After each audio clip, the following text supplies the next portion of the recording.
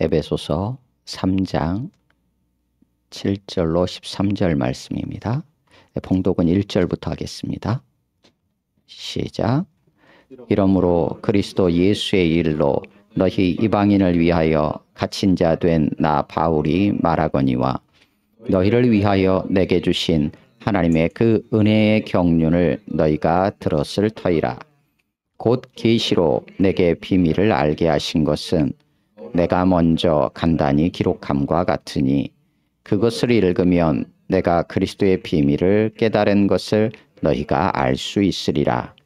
이제 그의 거룩한 사도들과 선지자들에게 성령으로 나타내신 것 같이 다른 세대에서는 사람의 아들들에게 알리지 아니하셨으니 이는 이방인들이 복음으로 말미암아 그리스도 예수 안에서 함께 상속자가 되고 함께 지체가 되고 함께 약속에 참여하는 자가 됨이라. 이 복음을 위하여 그의 능력이 역사하시는 대로 내게 주신 하나님의 은혜의 선물을 따라 내가 일꾼이 되었노라. 모든 성도 중에 지극히 작은 자보다 더 작은 나에게 이 은혜를 주신 것은 측량할 수 없는 그리스도의 풍성함을 이방인에게 전하게 하시고 영원부터 만물을 창조하신 하나님 속에 감추어졌던 비밀의 경륜이 어떠한 것을 드러내게 하려 하심이라. 이는 이제 교회로 말미암아 하늘에 있는 통치자들과 권세들에게 하나님의 각종 지혜를 알게 하려 하심이니 곧 영원부터 우리 주 그리스도 예수 안에서 예정하신 뜻대로 하신 것이라. 우리가 그 안에서 그를 믿음으로 말미암아 담대함과 확신을 가지고 하나님께 나아감을 얻느니라. 그러므로 너희에게 구하노니 너희를 위한 나의 여러 환난에 대하여 낙심하지 말라. 이는 너희의 영광이니라. 아멘. 7절에서 13절 말씀을 중심으로 3, 4분 정도 각자 묵상합니다. 거기까지 보시겠습니다. 바울은 우리가 그리스도 예수 안에서 그의 피로 말미암아 하나의 새로운 사람으로 창조되어 하나님께 나아간 하나님의 권속, 하나님의 가족 구성원이다 라고 이미 앞에서 밝혔습니다. 이것이 그리스도의 비밀이고 하나님이 교회를 위해 자신에게 알게 하신 복음이라고 설명을 했습니다. 그래서 오늘 본문에서 이제 하나님의 은혜로 그 복음의 일꾼이 되었고 또 그러하기에 그에 합당하게 전하고 또 드러내게 하셨다라고 설명을 하면서 그 과정에서 갇힌 자가 되는 것이 그런 환난이 일 수도 있지만 그것이 곧 너희에게는 오히려 영광이다 라고 말하면서 오늘 본문이 마치게 됩니다. 오늘 본문 7절은 앞단락하고 연결시키는 것이 자연스럽지만 또 오늘 8절부터 이어지는 부분에 연결고리이기도 합니다. 그런데 지난주에 이제 다 다루지를 못했기 때문에 7절부터 함께 나누려고 합니다. 7절은 6절까지 진행되었던 6절에서 조금 더 복음에 대해서 간단하게 요약을 했었는데 그 복음을 위해 바로 자신이 일꾼이 되었다라는 얘기를 합니다.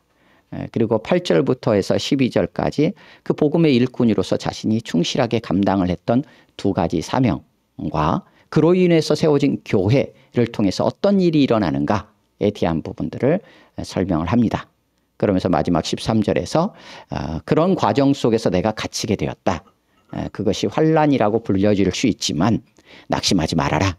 오히려 그것은 너희에게 영광이다 라고 하면서 본문을 마치게 됩니다. 먼저 7절입니다. 같이 읽습니다. 7절 시작. 이 복음을 위하여 그의 능력이 역사하시는 대로 내게 주신 하나님의 은혜의 선물을 따라 내가 일꾼이 되었노라. 아멘. 7절은 이렇게 시작하는 거예요. 이 복음의 일꾼이 되었다 라고 되어 있어요.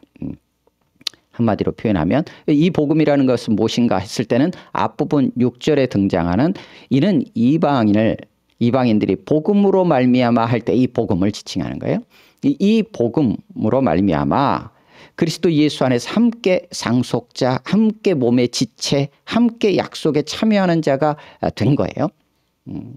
그러니까 그 복음의 일꾼이 되었다라고 7절은 선언하는 거예요. 근데 복음의 일꾼이 된 것이 어떤 과정 혹은 그것이 자신에게는 어떤 무엇인지에 대해서 조금 더 설명을 합니다. 그것은 선물이다라고 얘기해요. 선물. 선물로 내가 복음의 일꾼이 되었다라는 거예요. 근데 그 선물에 대한 걸 갖다가 조금 더 추가적으로 설명합니다. 그 선물이 바로 뭐냐? 하나님의 은혜다라고 얘기하는 거예요.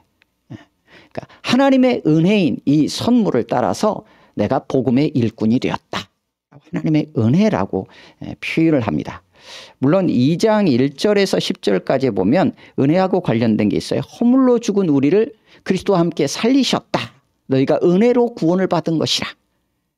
그리고 2장 뒤쪽으로 넘어가면서 너희가 그 은혜에 의하여 믿음으로 말미암아 구원을 받았다라고 설명을 했었죠. 그때 은혜는 무엇과 관련되냐면 구원과 관련된 은혜입니다. 은혜로 말미암아 은혜에 의하여 믿음으로 구원받았다. 근데 이제 오늘 본문에 등장하는 2장 7절에 하나님의 은혜라고 했을 때는 무엇과 관련되냐면 구원과 관련된다라기보다는 구원받은 은혜를 받은 자로서 이제 일꾼, 사명과 관련된 은혜라고 이해할 수 있어요. 그러니까 자신이 복음의 일꾼이 되었다라는 것 자체가 선물이고 그것은 하나님의 은혜라는 거예요. 구원받는 것도 은혜이지만 사명받는 것도 은혜다라고 고백을 하고 있어요. 그런데 이 선물, 이 은혜는 내게 주어진 거라는 거예요.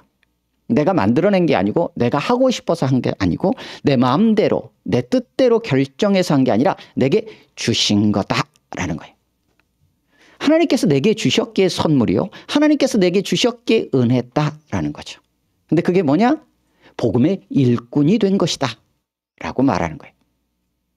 그런데 내게 어떻게 주어졌느냐? 그냥 하나님께서 이게 네 사명이야 라고 주신 게 아니라 하나님의 능력이 역사하셔서 내게 주어졌다는 거예요. 그러니까 바울은 자신이 복음의 일꾼으로서 살아가게 되는 이 삶이 하나님께서 선물로 주신 거고 하나님의 은혜이고 하나님이 주신 건데 하나님께서 그냥 아무렇지도 않게 그냥 툭 던지신 게 아니라 하나님의 능력으로 역사하셔서 나에게 주어졌다라고 고백을 하고 있어요. 바울뿐만 아니라 우리의 삶도 마찬가지. 우리에게 삶이 주어져 있습니다. 각자 한 사람 한 사람에게 삶의 자리가 있어요. 근데 그 삶의 자리가 그냥 어쩌다 보니까 태어났고 어떻게 하다 보니까 그냥 뭐 내가 원하진 않았지만 지금 살고 있는 집에 부모님의 그냥 이렇게 살아가고 있고 이렇게 그냥 주님을 믿고 이렇게 살아가게 된 것이다가 아니라 하나님이 능력으로 역사하셔서 나에게 주어진 하나님의 은혜의 선물이다라고 얘기하고 있는 거예요. 그러니까 우리에게 주어진 삶의 자리나 우리에게 맡겨진 어떤 사명이라고 하는 것, 살아가는 삶이라고 하는 것은 가벼운 게 아니라는 거예요. 가볍지 않다라는 거예요. 하나님의 능력으로 역사하실 때 우리에게 주어질 수 있는 거라는 거예요. 그리고 그것은 하나님의 은혜라는 고백이 있고 그러기에 선물이라고 하고 있어요. 하나님이 주신 것이기에 내가 기준이 아니에요. 권위의 출처가 내 삶의 출처가 그 무엇에 있는 게 아니라 하나님께 있다는 거예요. 뿐만 아니라 내 삶의 방향, 내 삶에 살아가는 데 있어서의 기준, 내가 무엇을 따라 살아가야 될 것인가의 기준이 어디에 있다는 거예요? 하나님께 있다는 거예요. 왜냐하면 하나님이 주신 것이기 때문이에요. 그 고백을 7절에서 하면서 그러게 나는 복음의 일꾼이 되었다라고 고백하고 있어요. 우리는 어떠한 삶에 우리에게 허락되어진 삶의 자리를 어떤 시각에서 바라보고 있는가 다시 한번 생각하게 되죠. 그리고 우리에게 주어진 삶이 그냥 주어진 게 아니라는 것을 다시 한번 확인하게 됩니다. 그리고 지금 우리가 살아가는 이 믿음의 삶, 교회 지체로 살아가는 이 삶이 그냥 된 것이 아님을 다시 한번 본문을 통해서 우리가 확인하면서 은혜구나. 하나님의 능력으로 역사하셔서 지금 내가 이 자리에 있구나. 그래서 내 삶의 방향을 하나님께 맞추고 하나님을 기준으로 해서 하나님이 주신 것이기 때문에 그렇게 살아야 되겠구나 라는 생각을 다시 한번 하게 됩니다. 복음의 일꾼이 되었는데 이제 이거를 다시 한번 설명해요. 7절은 하나님께서 그렇게 주신 은혜라는 걸 설명했는데 자신을 한번 돌아보니까 이런 거예요. 8절과 같아요. 8절 한번 읽습니다. 8절 시작. 모든 성도 중에 지극히 작은 자는 나에게 이 은혜를 주신 것은 측량할 수 없는 그리스도의 풍성함을 이방인에게 전하게 하시고. 아멘. 7절에서 하나님이 내게 주신 하나님의 은혜의 선물이고 하나님이 능력으로 역사하셔서 내가 지금 이 자리에 있다라는 고백을 했는데 자신을 한번 돌아보니까 왜 그렇게 고백할 수밖에 없느냐라고 했을 때 모든 성도 중에 지극히 작은 자보다 더 작은 자. 뭐 이렇게 말이 굉장히 어렵게 복잡하게 표현되어 있는데 모든 성도 중에 가장 작은 자 이렇게 돼 있어요. 가장 작은 자. 그런 나에게 라고 표현을 합니다. 그렇게 복음이 일꾼이 된 나는 어떤 자이냐? 내가 뛰어난 자, 뭐 내가 뛰어나서 잘나서 나보다 능력이 있어서가 아니라 모든 성도들 중에서 가장 작은 나라는 거예요. 그런 고백을 많이 합니다. 디모데전서 1장에서도 죄인 중에 내가 괴수 우두머리다 라고 고백을 해요. 죄인들이 모두가 다 죄인인데 그 중에서도 자신은 우두머리 죄수라고 표현할 정도예요. 자신에 대해서. 고린도전서 15장 8절 이하에서는 예수님의 부활하심을 본 자들의 목록이 쫙 등장을 해요. 그런데 그러면서 맨 마지막에 이렇게 표현합니다. 맨 나중에 그러니까 부활하신 예수님을 만난 수많은 사람들 중에 맨 나중에 자기가 만난 거예요. 맨 나중에 만삭되지 못하여 난 자 같은 내게도 보이셨다 라고 표현해요. 그러면서 이어서 나는 사도 중에 가장 작은 자라 라고 표현을 합니다. 왜 그러냐? 바울 안에는 이런 기억이 이런 자신의 삶에 뒤돌아봤을 때 항상 마음 안에 이렇게 남아있었던 게 있었던 것 같아요. 그건 뭐냐면 나는 하나님의 교회를 박해한 자. 사도행전 9장에서 주님이 빛 가운데 바울을 찾아왔을 때 다메섹 도상 위에서 주님이 이렇게 말합니다. 사울아 왜 네가 나를 박해하느냐. 그러니까 그때 사울이 바울 이전에 이름을 그냥 사울이라고 불렀었어요. 처음에 사울이었는데 이름을 이제 바울이라고 우리가 부르고 있는데 그 사울이 대답을 합니다. 내가 언제 주님을 박해했습니까? 라고 말하거든요. 그러니까 예수님은 예수님이 머리로 한 몸된 교회를 박해하는 것을 자신을 박해하는 것으로 그렇게 여기셨어요. 그러니까 그 고백 안에서 바울은 어떤 고백이냐면 교회를 박해한 자라는 그런 자신의 옛날의 과거를 늘 한쪽에 가지고 있는 거예요. 그것은 뭐냐면 결국 예수님을 박해했던 자라는 거예요. 그게 뭐냐? 모든 성도 중에 가장 작은 자의 모습이요. 사도 중에 가장 작은 자요. 결국은 주님을 직접적으로 만났지만 맨 나중에 만삭되지 못하여 난 자 같은 자신이라는 이 고백을 늘 가지게 했던 것 같아요. 그 속에 사로잡혀 가지고 그 죄 속에서 막 허우적거리고 늘 자책감과 그 속에 살았던 게 아니라 그것을 기억하면서 지금 나의 모습이 전적으로 하나님의 은혜라는 것을 말하려고 하는 거예요. 이 하나님의 은혜, 복음의 일꾼의 사명을 감당할 만한 자격이 전혀 없는 자라는 이것을 자신이 어떤 자였는지를 늘 기억하면서 되돌아보고 있는 모습이에요. 우리는 잊어버리잖아요, 자꾸. 내가 잘못했던 건 잊어버리고 지금 뭔가 잘 되면 이거 나 때문에 잘 된 거구나. 내가 잘했었구나. 라는 생각을 늘 하게 되는데 그래서 하나님의 은혜라는 고백을 놓치게 돼요. 그러다 보니까 기준이 원래는 하나님으로 출발했다가 점점점 자신이 기준이 되어가지고 내가 판단하고 내가 여러 가지를 생각하고 정리해가지고 내가 자꾸 결정하려고 하는 우를 범하죠.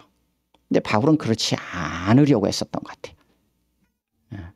그래서 하나님의 은혜, 하나님에게 주신 복음의 일꾼으로서의 내가 사명을 지금 감당하고 있는 거야 라는 얘기를 하는 거죠. 그래서 복음의 일꾼으로서 나는 무엇을 감당하는가, 하나님은 나에게 무엇을 맡기셨는가 라고 했을 때 두 가지로 정리를 합니다. 8절 뒷부분입니다. 측량할 수부터 읽습니다. 시작. 측량할 수 없는 그리스도의 풍성함을 이방인에게 전하게 하시고 9절 영원부터 만물을 창조하신 하나님 속에 감추어졌던 비밀의 경륜이 어떠한 것을 드러내게 하려 하심이라. 아멘. 두 가지로 정리해 8절 후반에서 측량할 수 없는 그리스도의 풍성함을 이방인에게 전하는 사명이라는 거예요. 그게 바울에게 주어졌던 과제였어요. 그리고 자신은 그 일들을 지금 감당하고 있는 거예요. 그 일들을 감당하면서 갇힌 거예요. 그래서 13절에서 이거는 환난이라고 환난처럼 보이지만 영광이다라고 얘기를 하는 거예요. 복음의 일꾼의 사명을 제대로 감당하며 나타나는 모습이기에 영광이라고까지 표현을 하죠. 그러니까 낙심하지 말라고 권면을 합니다. 그러니까 바울이 감당했던 복음의 일꾼으로서 감당했던 사명 두 가지 중에 하나가 바로 그리스도의 풍성함. 풍성함이라는 것 자체도 넉넉한 진짜 풍요롭게 넘치는 거잖아요. 근데 그 풍성함이 그냥이 아니라 측량할 수 없는 풍성함이라고 표현해요. 근데 그게 뭐냐? 그리스도의 풍성함이에요. 그리스도의 풍성함. 바울은 지금 복음의 일꾼이 되었다고 했잖아요. 그러면 측량할 수 없는 그리스도의 풍성함은 뭘까요? 한마디로 복음이에요. 이게 복음입니다. 복음의 일꾼이 되었어요. 우리 번역에서는 복음을 위하여 일꾼이 되었다고 했어요. 뭐 그렇게 이해할 수도 있어요. 혹은 복음을 전하는 일꾼 이렇게 번역도 하기도 해요. 그래서 복음의 일꾼이 되었는데 그 복음이 뭐냐? 결국 측량할 수 없는 그리스도의 풍성함이라는 거예요. 그것을 어떻게 했느냐? 이방인에게 전하는 것. 그것이 자신에게 맡겨진 사명이었고 그 일을 지금 자신은 감당하고 있다는 거예요. 또 하나는 무엇이냐? 9절에 있는 표현이에요. 9절에 있는 것처럼 비밀의 경륜이 밝히 드러나도록 하는 것이라는 거예요. 근데 그 비밀의 경륜은 하나님 안에 감추어져 있었던 거예요. 그래서 비밀이죠. 그 비밀의 경륜, 그 계획, 하나님의 계획이죠. 1장에서 등장했던 그 경륜이에요. 근데 이것은 그 하나님 어떤 분이냐? 영원부터 만물을 창조하신 하나님이에요. 영원 전부터 온 땅을 창조하신 하나님 안에 가지고 계셨던 비밀스러운 경륜이 있었어요. 그것을 지금 밝히 드러내는 일을 바울은 하게 되었다라는 거예요. 은혜로. 누군가의 속마음을 아는 것도 어렵죠. 또 자신의 마음을 아는 것도 쉽지는 않아요. 그런데 온 땅을 창조하신 하나님 안에 감추어져 있는 그 비밀의 경륜, 그 계획, 하나님의 그 경영하심을 알지 아니하면 드러낼 수 있겠어요? 그런데 그것을 알고 깨닫게 하셔서 그 일을 하나님 속에 감춰져 있는 비밀의 경륜을 드러내는 삶을 지금 살게 하셨다라는 거예요. 놀랍죠? 예. 그럼 바울만 그런가? 아니요. 우리를 불러주셨죠. 우리 또한 그러한 삶을 살아가게 하신다라는 거예요. 온 땅을 창조하신 하나님 속에 감춰져 있었던 그 비밀의 경륜을 밝히 드러내는 삶을 살아가도록 우리를 지금 부르셨다라는 거죠. 그리고 우리의 삶의 자리는 바로 그러한 자리다라고 오늘 본문을 통해서 우리에게 말씀해 주고 계세요. 측량할 수 없는 그리스도의 풍성한 복음을 전하는 삶. 바로 그것이 하나님 속에 감춰져 있었던 비밀의 놀라운 경륜이에요. 그걸 통해서 이루실 하나님의 역사를 밝히 드러내는 삶. 그 삶이 교회로 불러주시는 우리 지체의 삶이기도 해요. 그래서 결국은 어떤 일이 일어나느냐라고 하는 부분이 10절 있습니다. 10절 같이 읽습니다. 시작. 이는 이제 교회로 말미암아 하나님에 있는 통치자들과 권세들에게 하나님의 각종 지혜를 알게 하려 하십니다. 그러니까 8절 9절과 같은 복음의 일꾼으로서의 바울의 사명을 감당하면서 어떤 일이 일어나느냐? 교회가 든든히 서게 돼요. 그러니까 이방인에게 그리스도의 풍성한 복음이 전해지면서 이방인도 복음 안에 들어오게 되잖아요. 그래서 예수 그리스도를 머리로 한 교회의 한 몸 된 지체가 되는 거죠. 바로 교회예요. 그 교회를 통해서 우리 또한 그 교회의 지체잖아요. 우리도 교회예요. 교회를 통해서 어떤 일이 일어나느냐? 하늘에 있는 통치자들과 권세들에게 하나님의 지혜가 알려지게 돼요.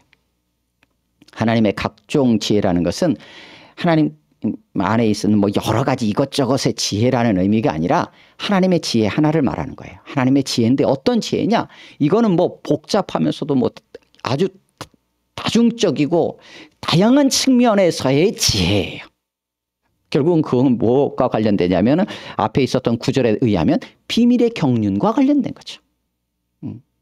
그것은 8절 후반과 연결시킨다면 측량할 수 없는 그리스도의 풍성함 안에 담겨있는 지혜이죠. 7절에 의하면 복음과 관련된 거죠. 그 하나님의 그 지혜를 누가 아느냐? 하늘에 있는 통치자들과 권세들이 알게 되는 일이 어떻게 가능하냐? 교회를 통해 가능하다라는 얘기예요.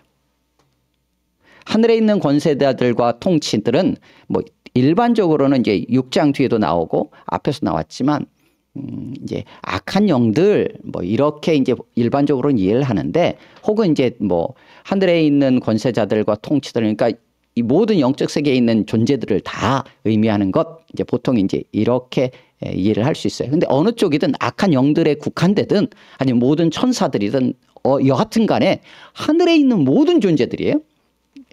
모든 존재들이 어떻게 하나님의 지혜를 아느냐면 그들이 우리보다 뛰어나서 우리보다 먼저 아는 게 아니라 우리 교회를 통해 알게 된다는 거예요. 이 교회가 얼마나 놀라운 교회에 주어진 특권인지도 모르고요. 하나님께서 어떻게 교회를 높이시는지 한번 생각하게 돼요. 왜 그럴까라고 했을 때 교회는 그리스도의 몸이기 때문이에요. 빌립보서 2장 7절 이하에서도 뭐라고 되어 있냐면 하늘에 있는 것이나 땅에 있는 것이나 땅 아래에 있는 것의 모든 것들이 바로 그 이름 예수 이름에 무릎 꿇게 하시고 예수 그리스도를 주라 시인하며 하나님께 영광을 돌리게 하셨다. 그 일이 어떻게 그 과정 속에서 무슨 일이 일어나느냐?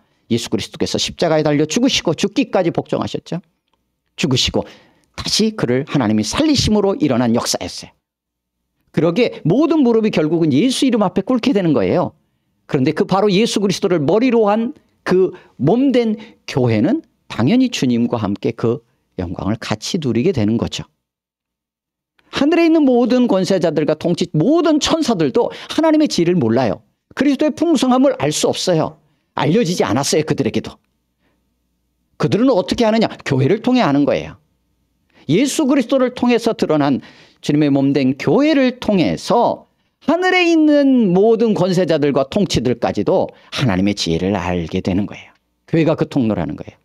교회가 그들을 향해서 막 선포한다라는 의미가 아니라 교회 자체를 통해서 우리를 통하여서 그들에게 알려진다는 거예요. 하나님의 지혜가. 아, 하나님이 이렇게 역사하시는 교회를 보면서 그들이 아는 거예요. 그래서 악한 영들은 어떻게 하겠습니까? 그러니까 자꾸 교회를 향해서 뭔가 핍박하려고 하고 박해하려고 하고 모질게 하고 그 자리에 있지 못하도록 교회 안에 지체로 붙어있지 않고 떨어져 나가도록 자꾸 뭔가를 하려고 하겠죠. 교회를 보면 아는 거예요. 하나님이 어떻게 역사하실지를 교회를 통해서 알게 되는 거예요. 그들이 우리보다 더 뛰어나서 아는 게 아니라 그 놀라운 은혜가 교회 안에 주어졌고 이 교회가 든든히 서가는 일에 지금 바울은 복음의 일꾼으로서 이 일들을 지금 감당하고 있다라는 얘기예요. 그런데 바로 그 하나님의 지혜에 대해서 11절에서 조금 더 설명합니다. 11절 같이 읽습니다. 시작. 곧 영원부터 우리 주 그리스도 예수 안에서 예정하신 뜻대로 하신 것이라. 그 하나님의 지혜라는 게 어떤 거냐면 이제 우리 11절과 같이 이제 이해할 수도 있고요. 우리 주 그리스도 예수 안에서 하나님께서 성취하신 영원한 뜻을 따른 하나님의 지혜라고 이해하시면 돼요. 하나님의 영원한 뜻이에요. 근데 그 영원한 뜻은 그리스도 예수 안에서 성취된 뜻이에요. 뭐 예정하신이라고 이제 우리 개역개정은 번역을 했고요. 어떤 형태로든 간에 그리스도 예수 안에서 하나님께서 가지셨던 영혼 속에 가지셨던 뜻이에요. 그 하나님의 지혜를 교회를 통해서 온 땅이 알게 된다라는 거예요. 바로 그 그리스도 예수 안에서 우리에게는 어떤 은혜가 주어졌느냐. 12절 같이 읽습니다. 시작. 우리가 그 안에서 그를 믿음으로 말미암아 담대함과 확신을 가지고 하나님께 나아감을 얻느니라. 아멘. 바로 그리스도 예수 안에서 그의 믿음으로 말미암아 담대하게 확신 있게 나아가게 되었다라는 거예요.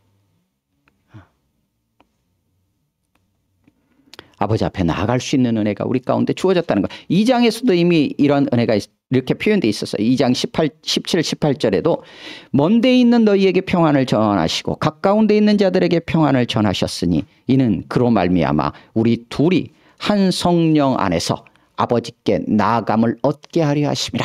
그러니까 예수 그리스도께서 오셔서 평안을 전하셨는데 우리 모두에게 평안을 전해주셨는데 그로 말미암아 어떤 일이 일어났느냐.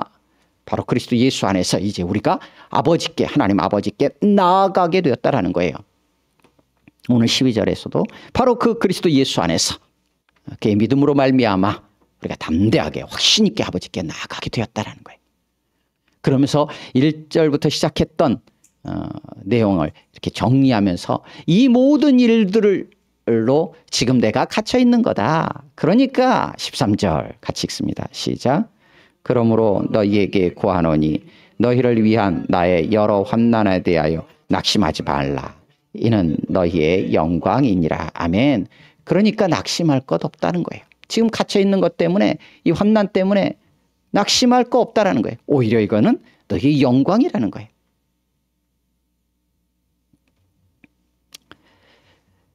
말씀을 정리합니다. 바울은 하나님의 은혜와 능력으로 복음의 일꾼이 되었다고 고백을 합니다. 복음의 일꾼으로서 당연히 또 마땅히 감당할 사명이 있고 그것을 충실하게 감당하면서 지금 갇힌 자가 되었다라는 거예요. 그렇게 해서 세워지는 교회를 통해서 하늘에 있는 모든 권세자들과 통치들까지도 하나님의 지혜, 그것을 알게 된다는 거예요. 그것은 그리스도 예수 안에서 하나님께서 성취하시는 영원한 하나님의 뜻이에요. 그것을 알 수 있는 길은 교회를 통해서라는 거예요. 우리가 그분 안에서 바로 그리스도 예수 안에서 믿음으로 담대하게 하나님께 나아가게 되었어요. 그러기에 낙심하지 말고 오히려 그것은 영광이다라고 그렇게 기록해 주고 있습니다. 우리 삶의 자리도 마찬가지입니다. 우리가 교회로 부름받았어요. 우리 역시 다르지 않습니다. 우리가 이 자리에 있는 것, 우리 삶의 자리에 불러주신 것 하나님의 능력으로 역사하셔서 우리에게 주어진 은혜입니다.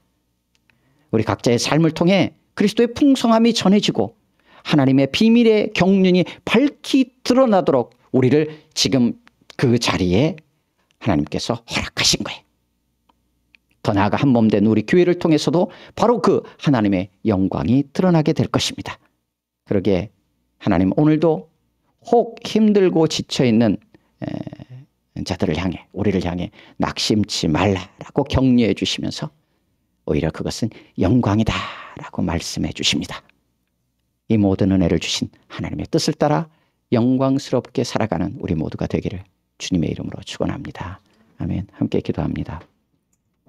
말씀을 기억하면서 우리 자신이 어떤 자인지를 기억하고 하나님이 어떤 은혜를 우리에게 주셨는지를 다시 한번 돌아보면서 또 우리의 삶의 자리가 어떻게 주어졌고 교회의 지체로서 부름받은 우리의 모습이 얼마나 놀라운지를 되돌아보면서 그 은혜에 감사하고 또 그 하나님의 뜻을 따라 살아갈 수 있도록 성령 하나님 함께해 주시고 인도해 달라고 낙심치 않고 영광스러운 삶으로 우리의 시각들이 바뀌게 하시고 그렇게 주님 따라가기를 소망한다고 우리 합심으로 1, 2분 정도 같이 기도합니다.